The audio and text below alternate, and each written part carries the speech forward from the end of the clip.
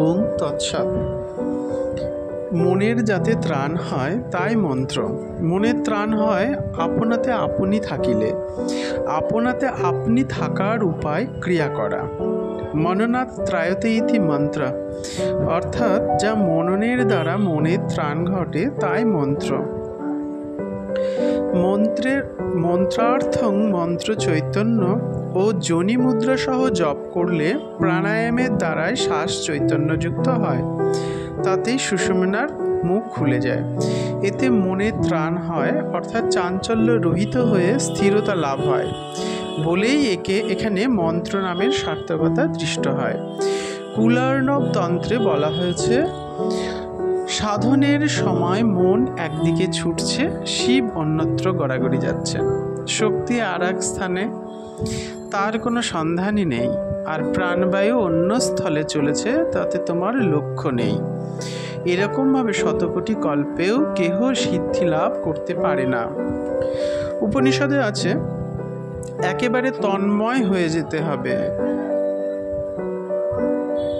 এজন্য অপ্রমত্তভাবে, অর্থাৎ এদিক ওদিক কোনো দিকে লক্ষ্য না রেখে একমাত্র আত্মলক্ষ্য পানে মনকে সন্ধান করতে হবে।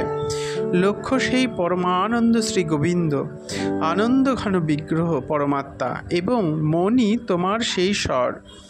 সেই স্বরকে নিক্ষিপ্ত করতে হবে সজোরে, আত্মাকে লক্ষ্য করে। তখন মনের অন্য কোনো লক্ষ্য থাকবে না। তবেই সেই মন পরম লক্ষ্যকে বিদ্ধ করতে পারবে, তার সঙ্গে মিলে যেতে পারবে।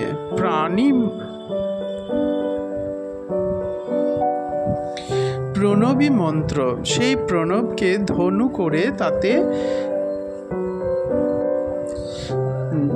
মন রূপ বাণ জুড়তে হবে। তবে সেই মন ঠিক পরমাত্মার মধ্যে গিয়ে প্রবেশ করতে পারবে। যোগীবর শ্রী পঞ্চানন ভট্টাচার্য মহাশয় ধর্ম ও পূজাদি মীমাংসা গ্রন্থে মন্ত্র সম্বন্ধে লিখেছেন, স্থির প্রাণী মন্ত্র, কেননা এই স্থির প্রাণের দ্বারাই মনের পরিত্রাণ হয়। তন্ত্রে সকল বীজ মন্ত্র আছে, তৎসমুদায়ের অক্ষরে প্রচ্ছন্নভাবে প্রাণবায়ুর বিবিধ ক্রিয়া নিহিত আছে। স্বরান্নায়ু এটা দেখতে পাওয়া যায়। অতএব সেই ক্রিয়া সকলই মন্ত্র। মনুষ্য এই সকল ক্রিয়ার অনুষ্ঠান করে প্রথমে প্রাণায়াম পরায়ণ এবং তারপরে বায়ু স্থির হলে মোক্ষ পরায়ণ হয়ে ওই বায়ুকে স্থিরত্বের শক্তির দ্বারা সাংকেতিক স্থানে রাখলে মন্ত্র চৈতন্য হয়। সেই সাংকেতিক চিহ্নই বীজ। স্থির বায়ুকে শক্তিপূর্বক মস্তকে নিয়ে গিয়ে চক্ষুতে রাখলে ওঙ্কার ধ্বনি শোনা যায় এবং বিন্দুকে স্থিরভাবে দেখা যায়। সেই পরাশক্তিকে সহজে জানবার উপায় সকল তন্ত্রের মধ্যে আছে। মন্ত্রের তাৎপর্য অবগত হয়ে তার কার্যের অনুষ্ঠানে যত্নবান হওয়া উচিত। হঠযোগ। হঠযোগ ভিন্ন রাজযোগ এবং রাজযোগ ভিন্ন হঠযোগ সিদ্ধি হয় না। সুতরাং সদ্গুরুর উপদেশ অনুসারে যোগী হঠযোগ সাধন করবেন। হ শব্দের অর্থ সূর্য, ঠ শব্দের অর্থ চন্দ্র এবং যোগ শব্দের অর্থ মিলন। এই চন্দ্র ও সূর্যের মিলন করার নামই হঠযোগ। দক্ষিণ নাসায় যে বায়ু বয় তাই সূর্য এবং বাম নাসায় যে বায়ু বয় তাই চন্দ্র।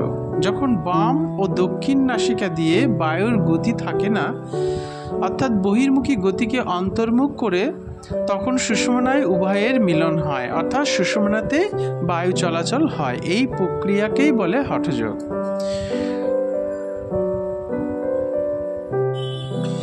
যোগীগণ হঠযোগের অনুষ্ঠান দ্বারা সিদ্ধি লাভ করে মৃত্যুকে বঞ্চনা করে ব্রহ্মাণ্ডে বিচরণ করছেন।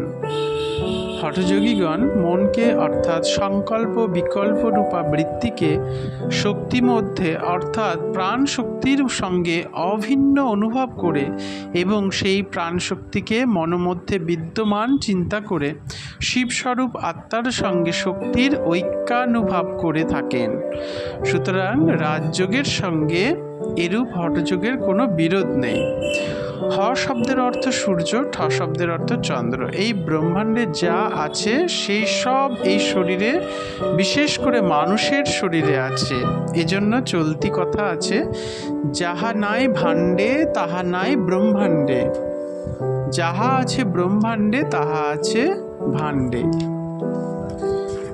যোগীগণ বলেন, তালু মূলে চন্দ্র থাকে, সেই চন্দ্র থেকে চান্দ্রী সুধা খরিত হয়।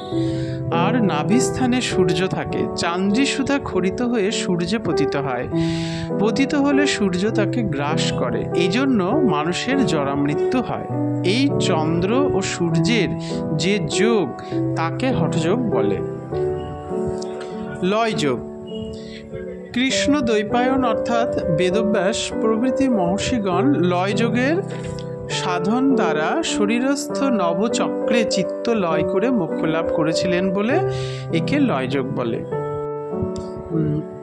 গীতায় বলা আছে, ও যখন ওঙ্কার ধ্বনি শ্রবণে তোমার বুদ্ধি অবিচলিত হয়ে পরমেশ্বরে নিশ্চল ও স্থির থাকবে, তখন তুমি যোগ প্রাপ্ত হবে। ওঙ্কার গীতাতে বলা হয়েছে, বিনা আঘাতে আপনা আপনি যে শব্দ হয় তাই ওঙ্কার ধ্বনি।